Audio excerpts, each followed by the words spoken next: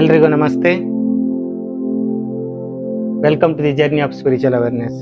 ಇವತ್ತಿನ ಒಂದು ವಿಡಿಯೋದಲ್ಲಿ ಏನಂತಂದ್ರೆ ಬಹು ಮುಖ್ಯವಾದಂತಹ ಒಂದು ವಿಡಿಯೋ. ಈ ವಿಡಿಯೋ ಯಾವ್ದಕ್ಕಂತಂದ್ರೆ ಜ್ವರಕ್ಕೆ. ಜ್ವರ ಈಗಿತ್ಲಾಗ ಏನಾಗ್ಬಿಟ್ಟಿದೆ ಅಂತಂದ್ರೆ ಕಾಮನ್ ಆಗ್ಬಿಟ್ಟಿದೆ. ಆ ಜ್ವರದ ಟೈಪ್ ಅನ್ನು ನಾವು ಅರ್ಥ ಮಾಡ್ಕೊಳ್ಳೋಣ. ಅದು ವೈರಲ್ ಫೀವರ್ ಇರ್ಬೋದು ಅಥವಾ ಸಾಮಾನ್ಯ ಜ್ವರ ಇರ್ಬೋದು. ಈ ಎರಡು ಜ್ವರಕ್ಕೆ ಮಾತ್ರ ಈ ಮುದ್ರೆ ಮತ್ತು ಇಂಪಾರ್ಟೆಂಟ್ ಟೆಕ್ನಿಕ್ ಅನ್ನು ನಾನು ಕೊಡ್ತಾ ಇದ್ದೀನಿ.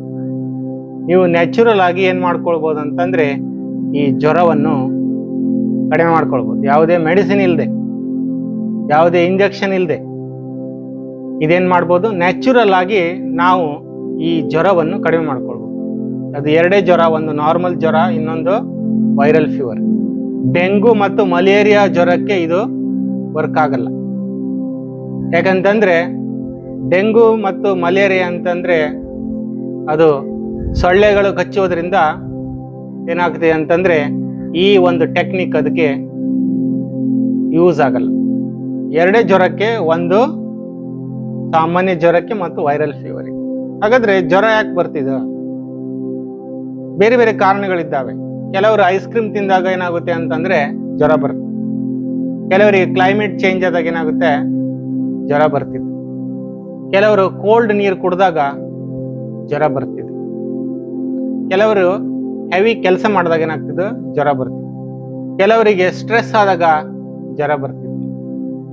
ಕೆಲವರು ಕಡಿಮೆ ನೀರು ಕುಡಿದಾಗ ಜ್ವರ ಬರುತ್ತೆ. ಆಹಾರ ಪದ್ಧತಿ ಸರಿ ಇಲ್ದಿದ್ದಾಗ ಜ್ವರ ಬರ್ತಿದೆ. ಒಂದು ಜಾಗದಿಂದ ಇನ್ನೊಂದು ಜಾಗಕ್ಕೆ ಹೋದಾಗ ಕೆಲವರಿಗೆ ಜ್ವರ ಬರ್ತಿದೆ. ಅದು ಇಂಡಿಯಾದಲ್ಲಿ ಇರ್ಬೋದು ಅಥವಾ ಫಾರಿನ್ ಕಂಟ್ರಿಗೆ ಹೋದಾಗ್ಲೂ ಸಹ ಏನಾಗ್ತದೆ, ಜಾಗ ಬಹಳ ಡಿಸ್ಟೆನ್ಸ್ ಅಲ್ಲಿ ಇದ್ದಾಗ ಏನಾಗ್ತದೆ, ಜ್ವರ ಬರ್ತದೆ. ಯಾರಾದ್ರೂ ಮನೆಯಲ್ಲಿ ಥಂಡಿ ಆದಾಗ ಅಥವಾ ಕೋಲ್ಡ್ ಆದಾಗ ಅವರ ಸಮ್ಮುಖದಲ್ಲಿ ಹೋದಾಗ ಏನಾಗ್ತದೆ, ಕೆಲವರಿಗೆ ಜ್ವರ ಬರ್ತದೆ. ಬೇರೆ ಬೇರೆ ಕಾರಣಗಳಿರ್ಬೋದು. ಹಾಗಾದ್ರೆ ಒಂದೇ ಒಂದು ಯುಕ್ತಿ ಏನಂತಂದ್ರೆ ಇದಕ್ಕೆ ಮುದ್ರಾ ಮತ್ತೆ ಇನ್ನೊಂದು ಟೆಕ್ನಿಕ್. ಈ ಎರಡು ಟೆಕ್ನಿಕ್ ಅನ್ನು ನಾವು ಯೂಸ್ ಮಾಡ್ಬಿಟ್ಟು ಏನ್ ಮಾಡ್ಬೋದು, ನ್ಯಾಚುರಲ್ ಆಗಿ ಈ ಜ್ವರವನ್ನು ಕಡಿಮೆ ಮಾಡ್ಬೋದು. ಯಾವುದೇ ಮೆಡಿಸಿನ್ ಅವಶ್ಯಕತೆ ಇಲ್ಲ. ಮತ್ತೇನಂತಂದ್ರೆ ಜ್ವರ ಸ್ಪೆಷಲಿ ನಮ್ಮ ತಲೆಯಿಂದ ಸ್ಟಾರ್ಟ್ ಆಗುತ್ತೆ. ಆ ತಲೆಯ ಭಾಗದಿಂದ ಎಲ್ಲ ನರಗಳು ಏನಾಗ್ತಿದೆ, ಎಲ್ಲ ದೇಹಕ್ಕೆ ಹರಡ್ಕೊಂಡಿದೆ.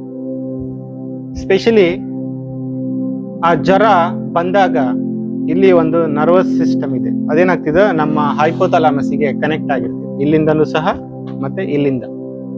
ಸೊ ಈ ಭಾಗವನ್ನು ನಾವು ಪ್ರೆಸ್ ಮಾಡಿದಾಗ ಏನಾಗ್ತಿದೆ ಅಂತಂದ್ರೆ ನಾವು ಜ್ವರವನ್ನು ಕಡಿಮೆ ಮಾಡ್ಕೊಳ್ಬೋದು.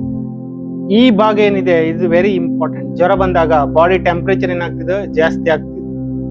ಅವಾಗ ಈ ಭಾಗವನ್ನು ನಾವು ಪ್ರೆಸ್ ಮಾಡೋದ್ರಿಂದ ಏನಾಗ್ತಿದೆ, ಜ್ವರವನ್ನು ಸಹಜವಾಗಿ ಕಡಿಮೆ ಮಾಡ್ಕೊಳ್ಬೋದು. ನೀವು ಇದನ್ನು ಪ್ರಯೋಗ ಮಾಡಿ ನೋಡಿ, ಅವಾಗ ನಿಮಗೆ ಅದು ಆಶ್ಚರ್ಯ ಆಗ್ತಿದೆ ಯಾವ ರೀತಿ ಜ್ವರ ಕಡಿಮೆ ಆಗ್ತಾ ಇದೆ. ಹಾಗಾದ್ರೆ ಆ ಟೆಕ್ನಿಕ್ ಯಾವ್ದಂತ ನೋಡೋಣ. ಇಲ್ಲೇನಿದೆ, 4 ಕ್ಲಿಪ್ ಇದೆ. ಇದು ಬಟ್ಟೆಗೆ ಹಾಕುವ ಕ್ಲಿಪ್. ಬಟ್ಟೆ ಒಣಗ್ಲಿಕ್ಕೆ ಆದಾಗ ಈ ಕ್ಲಿಪ್ ಅನ್ನು ಹಾಕ್ತಾರೆ. ಸೊ ಇಲ್ಲೇನ್ ಮಾಡ್ಬೇಕು, ಜಾಸ್ತಿ ಈ ಭಾಗದಲ್ಲಿ ನಾವು ಹೈ ಪ್ರೆಷರ್ ಅನ್ನು ಕೊಡ್ಬೇಕಾಗ್ತದೆ. ಸೊ ಒಂದು ಕ್ಲಿಪ್ ಅನ್ನು ಎಲ್ಲಿ ಹಾಕ್ಬೇಕಂತಂದ್ರೆ ಇಲ್ಲಿ ಹಾಕ್ಬೇಕು. ಜಾಸ್ತಿ ಪ್ರೆಷರ್ ಬಿದ್ದಿರ್ಬೇಕು. ಆಮೇಲೆ ಇನ್ನೊಂದು ಕ್ಲಿಪ್ ಅನ್ನು ಎಲ್ಲಿ ಹಾಕ್ಬೇಕು, ಈ ಭಾಗದಲ್ಲಿ ಹಾಕ್ಬೇಕು. ಈ ಭಾಗದಲ್ಲಿ ಹಾಕ್ಬೇಕಾಗುತ್ತೆ, ಈ ಮಧ್ಯದ ಭಾಗದಲ್ಲಿ. ಇನ್ನೊಂದು ತುದಿಯ ಭಾಗದಲ್ಲಿ ಹಾಕ್ಬೇಕು. ತುದಿಯಿಂದ ಸ್ವಲ್ಪ ಕವರ್ ಮಾಡಿರ್ಬೇಕು, ಎಲ್ಲಿ ತನಕ, ಈ ಉಗುರಿನ ತನಕ.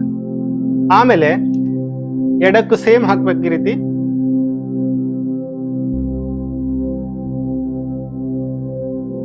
ಸೊ ಈ ರೀತಿ ಹಾಕಿದಾಗ ಏನಾಗ್ತಿದೆ, ಅಪಾರವಾದ ಪ್ರೆಷರ್ ಬೀಳ್ತಿದೆ. ಅದು ನರ್ವಸ್ ಸಿಸ್ಟಮ್ ಏನ್ ಮಾಡ್ತಿದೆ, ಸ್ಟಿಮ್ಯುಲೇಟ್ ಮಾಡಿಬಿಟ್ಟು ಆ ಟೆಂಪರೇಚರ್ ಏನ್ ಮಾಡ್ತಿದೆ, ನಾರ್ಮಲಿಗೆ ತೆಗೆದುಕೊಂಡು ಬರ್ತಾ ಹೋಗುತ್ತೆ.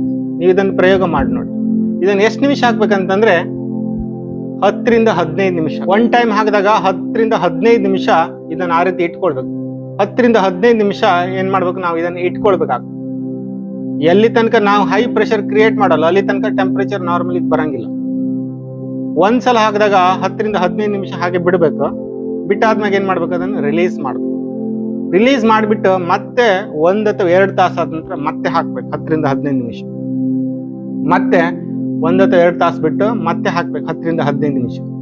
ದಿನದಲ್ಲಿ 3 ರಿಂದ 5 ಬಾರಿ ಹಾಕ್ಬೇಕಾಗ್ತದೆ. ನಿಮ್ಗೆ ಯಾವಾಗ ಜ್ವರ ಇರ್ತಿದೆ ಹಾಕಿದಾಗ ಏನಾಗ್ತಿದೆ, ಆಟೋಮೆಟಿಕ್ಲಿ ನಿಧಾನವಾಗಿ ಜ್ವರ ನಾರ್ಮಲಿಗೆ ಬರ್ತಾ ಹೋಗುತ್ತೆ. ಹಾಗೆ 2 ರಿಂದ 3 ದಿವಸ ತನಕ ಕಂಟಿನ್ಯೂ ಹಾಕ್ತಾ ಇದ್ರೆ ನೀವು ಯಾವುದೇ ಮೆಡಿಸಿನ್ ಬೇಕಾಗಿಲ್ಲ. ಚೆನ್ನಾಗಿ ಬಿಸಿನೀರು ಕುಡಿದ್ಬಿಟ್ಟು ಇದನ್ನು ಮಾಡೋದ್ರಿಂದ ಆಟೋಮೆಟಿಕ್ಲಿ ಏನಾಗ್ತಿದೆ, ಜ್ವರ ಕಡಿಮೆ ಆಗ್ತಾ ಹೋಗುತ್ತೆ. ಸ್ವಲ್ಪ ಪೇನ್ ಬರ್ತಿದೆ, ಸ್ವಲ್ಪ ಸಹನೆ ಮಾಡ್ಬೇಕಾಗ್ತಿದೆ. ಒಂದು 5 ನಿಮಿಷ ಆದ್ಮೇಲೆ ಏನಾಗ್ತಿದೆ, ಅವಾಗ ಆ ಪೇನ್ ಕಡಿಮೆ ಆಗ್ತಾ ಹೋಗುತ್ತೆ. ಒಂದು 15 ನಿಮಿಷ ಆದ್ಮೇಲೆ ಇದನ್ನು ತೆಗೆದಿಟ್ಬಿಟ್ರಿ. ಸೊ ಈ ಒಂದು ಟೆಕ್ನಿಕ್ ಜ್ವರವನ್ನು ಕಡಿಮೆ ಮಾಡ್ಕೊಳ್ಬಹುದು. ಹಾಗೆ ಇನ್ನೊಂದು ಮುದ್ರ ಬರ್ತಿದೆ, ಅದು ಪೃಥ್ವಿ ಮುದ್ರ. ಸೊ ಪೃಥ್ವಿ ಮುದ್ರವನ್ನು ಯಾವ ರೀತಿ ಮಾಡ್ಬೇಕು ನೋಡೋಣ. ಇಲ್ಲೇನ್ ಮಾಡ್ಬೇಕು, ನಿಮ್ಮ ಉಂಗುರದ ಬೆರಳನ್ನು ಹೆಬ್ಬೆರಳಿಗೆ ತಾಕ್ಸ್ಬೇಕು. ಜಸ್ಟ್ ಟಚ್ ಮಾಡ್ಬೇಕು, ಪ್ರೆಸ್ ಮಾಡಬಾರ್ದು. ಸೊ ಇದೇನಾಗ್ತೀಯ ಅಂತಂದ್ರೆ, ನಮ್ಮ ಬಾಡಿ ಹೈ ಟೆಂಪರೇಚರ್ ಅಲ್ಲಿ ಹೋದಾಗ ಆ ಬಾಡಿಯನ್ನು ಏನ್ ಮಾಡ್ತದೆ, ಕೂಲ್ ಆಗಿ ತೆಗೆದುಕೊಂಡು ಬರ್ತಾ ಹೋಗ್ತದೆ. ಈ ಮುದ್ರ ಸ್ಪೆಷಲಿ ಯಾವ್ದಕ್ಕಂತಂದ್ರೆ ದೇಹದ ಉಷ್ಣತೆಯನ್ನು ಕಡಿಮೆ ಮಾಡುವಂಥದ್ದು. ಸ್ಪೆಷಲಿ ಹೈ ಫೀವರ್ ಬಂದಾಗ ಈ ಮುದ್ರ ಮಾಡಿದಾಗ ಏನಾಗ್ತದೆ, ನಮ್ಮ ಟೆಂಪರೇಚರ್ ನಿಧಾನವಾಗಿ ಕಡಿಮೆ ಮಾಡ್ತಾ ಹೋಗ್ತದೆ. ಸೊ ಇದನ್ನ ಏನ್ ಮಾಡ್ಬೇಕು, ಅರ್ಧ ಗಂಟೆ ಮಾಡ್ಬೇಕು ಜ್ವರ ಬಂದಾಗ. ಅಥವಾ ರಾತ್ರಿ ಏನ್ ಮಾಡ್ಬೇಕು, ಗಮ್ ಟೇಪ್ ಹಾಕಿಡ್ಬೇಕು ಈ ಭಾಗದಲ್ಲಿ, ತುದಿಯ ಭಾಗದಲ್ಲಿ ಈ ಭಾಗಕ್ಕೊಂದು, ಮತ್ತೆ ಈ ಬೆರಳುಗಳ ಮಧ್ಯದಲ್ಲಿ ಗಮ್ ಟೇಪ್ ಹಾಕಿ ಹಾಗೆ ಮಲ್ಕೊಂಡಾಗ ಬೆಳಿಗ್ಗೆ ಏನಾಗಿರ್ತದೆ, ಜ್ವರ ಪೂರ್ತಿಯಾಗಿ ಕಡಿಮೆ ಆಗಿರ್ತದೆ. ಸ್ಪೆಷಲಿ ಹೈ ಟೆಂಪರೇಚರ್ ಆದಾಗ ಇದನ್ನು ಈ ಮುದ್ರವನ್ನು ಮಾಡಿ ಮತ್ತೆ ಆ ಇನ್ನೊಂದು ಟೆಕ್ನಿಕ್ ಅನ್ನು ಯೂಸ್ ಮಾಡಿದಾಗ ನೀವು ಪೂರ್ತಿಯಾಗಿ ಜ್ವರದಿಂದ ಹೊರಗಡೆ ಬರಲಿಕ್ಕೆ ಸಾಧ್ಯ.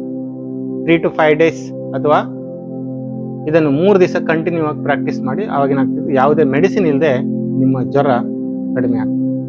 ಇದೆಲ್ಲ ಏನಂತಂದ್ರೆ ಸಹಜವಾಗಿ ಕಡಿಮೆ ಮಾಡಿಕೊಳ್ಳುವಂತಹ ಒಂದು ವಿಧಿ. ಯಾವುದೇ ಇಂಗ್ಲಿಷ್ ಮೆಡಿಸಿನ್ ತಗೊಳ್ಳುವಂತ ಅವಶ್ಯಕತೆ ಇಲ್ಲ. ನೀವು ಜ್ವರ ಬಂದಾಗ ಇದನ್ನು ಸ್ಟಾರ್ಟ್ ಮಾಡಿ, ಆವಾಗಲೇ ನಿಮ್ಗೆ ಗೊತ್ತಾಗ್ತದೆ ಯಾವ ರೀತಿ ಜ್ವರ ಕಡಿಮೆ ಆಗ್ತದೆ. ಸೊ ನೋಡಿದ್ರಲ್ಲ, ಯಾವ ರೀತಿ ನಾವು ಸಹಜವಾಗಿ ನ್ಯಾಚುರಲ್ ಆಗಿ ಜ್ವರವನ್ನು ಕಡಿಮೆ ಮಾಡ್ಕೊಳ್ಳೋದು, ಯಾವುದಿಂದ, ಅಕ್ಯುಪ್ರೆಷರ್ ಪಾಯಿಂಟ್ ಇಂದ ಮತ್ತು ಮುದ್ರದಿಂದ. ಸೊ ಈ ವಿಡಿಯೋ ನಿಮ್ಗೆ ಇಷ್ಟ ಆದ್ರೆ ಲೈಕ್ ಮಾಡಿ, ಶೇರ್ ಮಾಡಿ, ಸಬ್ಸ್ಕ್ರೈಬ್ ಮಾಡಿ. Thank you all. ನಮಸ್ತೆ.